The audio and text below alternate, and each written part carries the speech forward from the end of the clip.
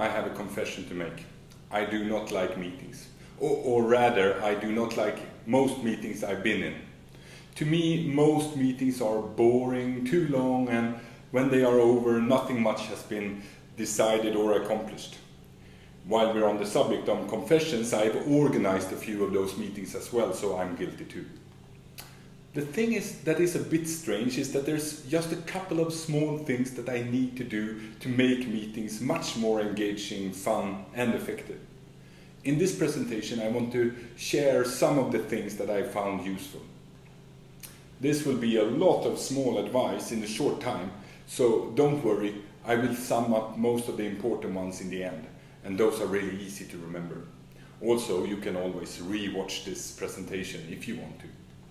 My name is Marcus Hammerberg and I work for the Salvation Army Health Foundation here in Indonesia. We have 6 hospitals and 17 clinics spread throughout Indonesia. During the last couple of years, we have been talking a lot about mission, vision and strategic plans. And the reason for a presentation on effective meetings is twofold. Most organizations do a lot of meetings, and sadly, we do them badly. This presentation is divided into 4 sections: plan, do, check, and act. I have a couple of tips under each. Nothing of this is hard or require much of us. We often just forget it. It can, in fact, be quite laid back and informal, and still a very good, effective meeting. Let's start with plan, what happens before the meeting, because much can be done to ensure a good meeting already in the planning of one. One of the most fundamental things about a meeting is often strangely neglected. Why do we have this meeting? What is the goal of this meeting? What do we want to achieve? Are questions that is paramount in order to make sure that we can even have an effective meeting, reach the goal of the meeting. Closely related to this is the people in the meeting. A very reasonable but seldom answered question is, why do you need me in this meeting? What is my role in this meeting? If everyone in the meeting know why they are there, we are much more likely to have a good, productive meeting than if I'm just dragged into the meeting room all of a sudden without knowing why I'm there. With a goal and the right people in the room that knows why they are there, we have come a long way. But there's one more thing that I think is very important.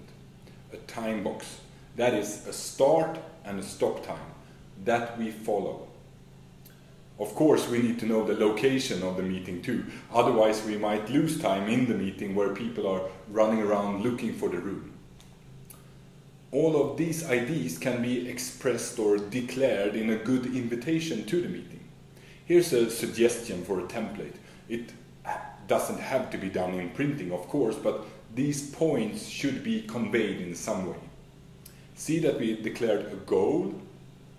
Also notice the time box and location that is clearly stated. And finally, notice that we tell people why they are needed in this meeting. Also, this is an invitation, a request for you to be here, not an order.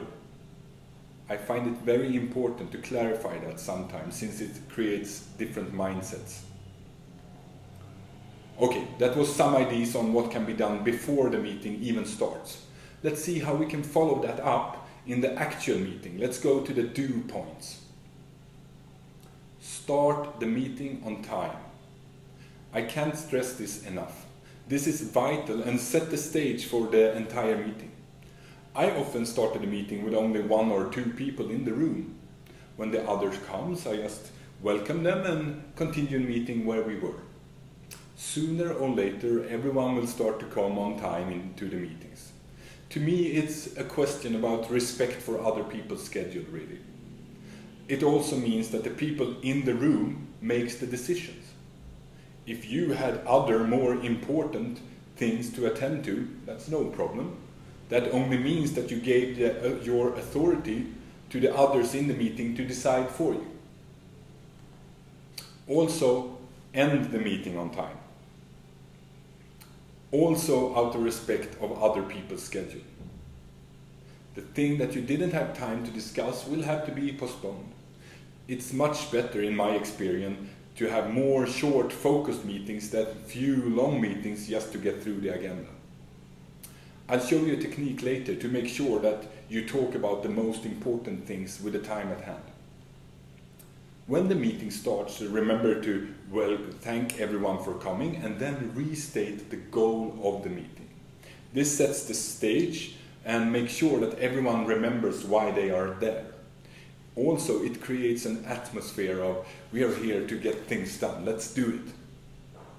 I sometimes write the agenda of the meeting on a whiteboard or a paper before the meeting.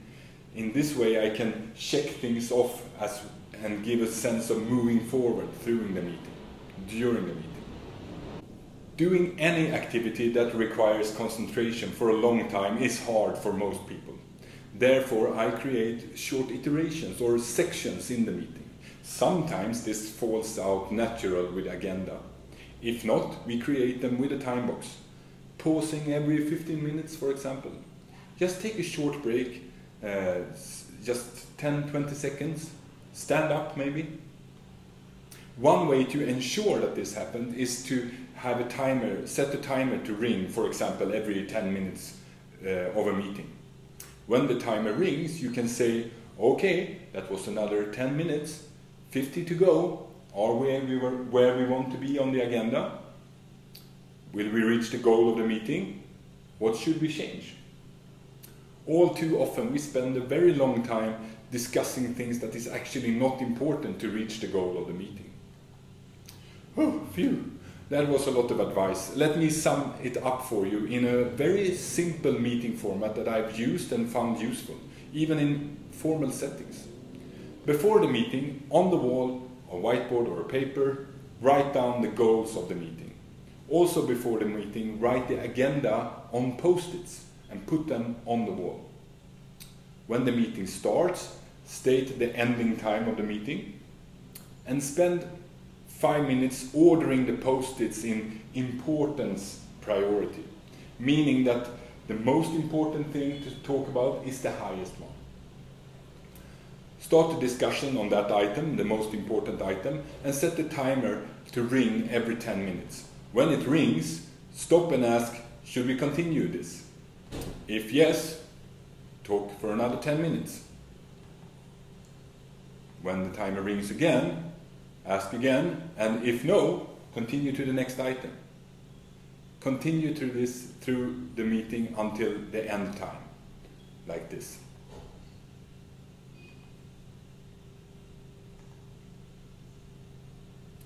This format is known as lean coffee. Okay, now the meeting is over. What now? The last 2 points in this circle are smaller but more important. First of all, let's check what happened. How did the meeting go? How did it feel? And then let's act to make that meeting, the next meeting, better. If we never check the status of our work, it's very hard to improve on it. I found that spending just a short time just checking what we do makes sense and see if we can improve it is a small investment that have great effect. One technique that I use for this is called roti, which incidentally means bread in Indonesian. But here it stands for return on time invested. Basically, was the meeting worth the time you spent in it? Simply draw a diagram or thermometer like this on the board. 0 being the worst meeting you ever attended, 4 being the best one.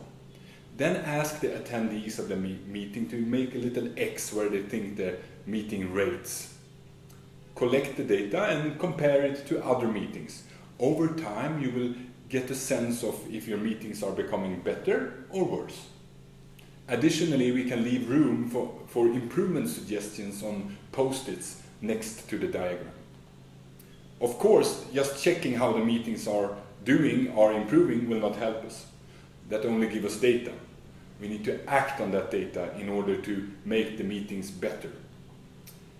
Improving the meeting culture is one of those tasks that is very likely to fall between the shares. It's everyone's responsibility, which sadly means that there's no one's responsibility really. In some companies that I've coached, we have created a meeting coach that gathers data and suggests improvements, or share improvements that others come up with.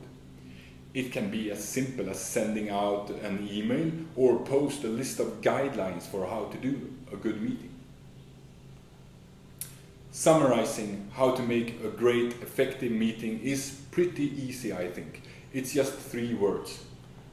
Goals. Make sure that your meetings have a clearly stated goal.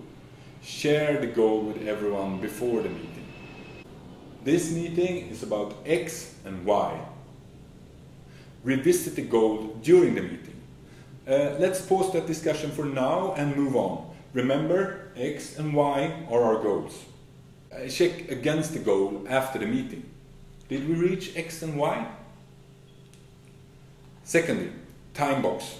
Set a start and stop time for the meeting and keep them. In the meeting, make small iterations. 10 minutes has passed, guys. We have talked about 2 items and we have 64 on the agenda. What's the best thing to do now? Actions. A meeting that didn't lead to actions is most likely unproductive. Make sure that you come up with some actions, and for each also know what needs to be done and by who.